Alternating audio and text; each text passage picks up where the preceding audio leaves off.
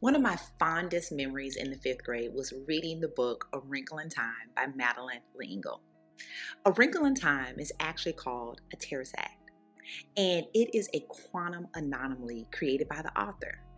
In explaining it in the story, the scientist calls it a wrinkle in time that allows people to travel. So imagine this fold in time and space where people can get there faster. When I tell you I look forward to reading each day because we were transformed on this journey that the main character Meg leads. The idea that this young girl was traveling through space and time was so fascinating to me. And my teacher would describe the phenomenon as bringing point A to point B. There were so many colorful characters along the way, but I never forgot three of them. And it was Mrs. What's-Is, Mrs. Which, and Mrs. Who were kind of identified as helpers, but I always recall them as guides along this journey. Now today I wonder if art was imitating life or is now life imitating art? Because I feel like we are all the main characters in our story and in our career. And in this entire series of Get There Faster, we have been working to identify your helpers. If you will recall, we have talked about stretch assignments, owning your brand, and thinking about succession planning from a networking perspective. But here is the real. Career and professional development has taken a backseat to many demands and emergencies facing organizations in this pandemic era. And that's understandable. In light of millions of layoffs and furloughs just a couple of years ago, companies' key goals have really been to stay in business. And let's be real, many industries have been chasing 2019 numbers. Everybody has not been able to ride the wave and see record results in revenue. Many companies that didn't work to reskill their workforce are stuck with many vacancies today for two reasons. One, if the workers are not ready for the automation and the new skills that it takes, or not interested in the roles.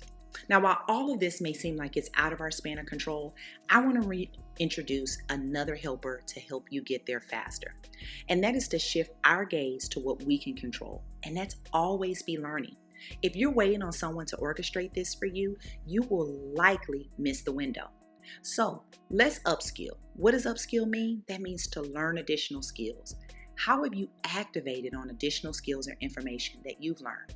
Now, pre-pandemic, the most popular method of learning and obtaining professional development was through conferences.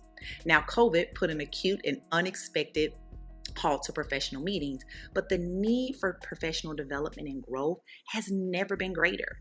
The future of work, it will likely demand a more hybrid format, and in fact, that's some of our current reality.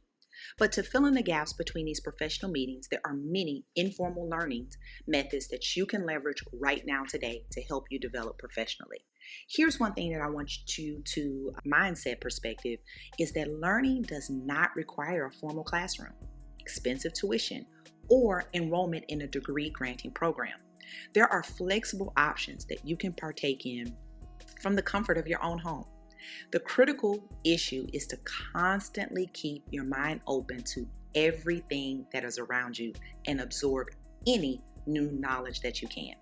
Learning is not only about a certificate or a diploma.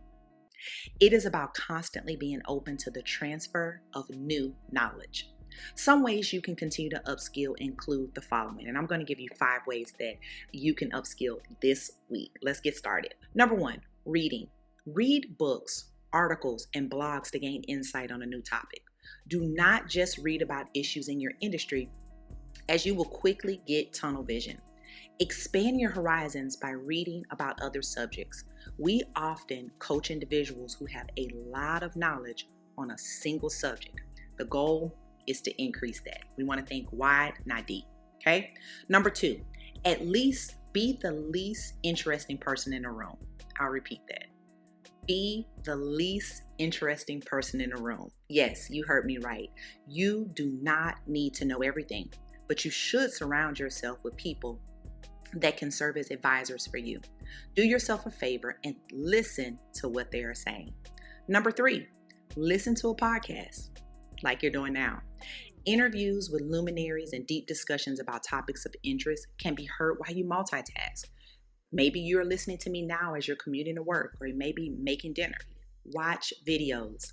YouTube is the second most popular search engine after Google. Millions of videos are available, and you can learn about any topic that you find interesting or you wish to learn more about. TED, TEDx, and other random YouTube videos serve as a rich source of learning. Number 5, participate in webinars. Like videos, webinars offer content and interviews which often you would have to pay thousands of dollars if you were to attend them in person.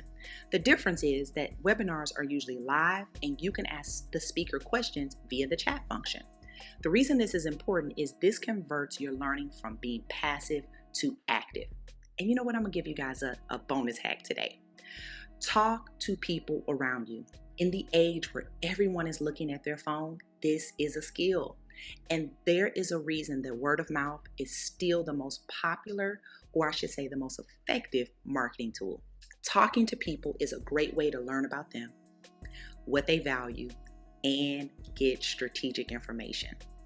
Don't exclude anyone, whether someone is more senior or junior than you currently are in the company, or even your peers. Everyone has something important to share.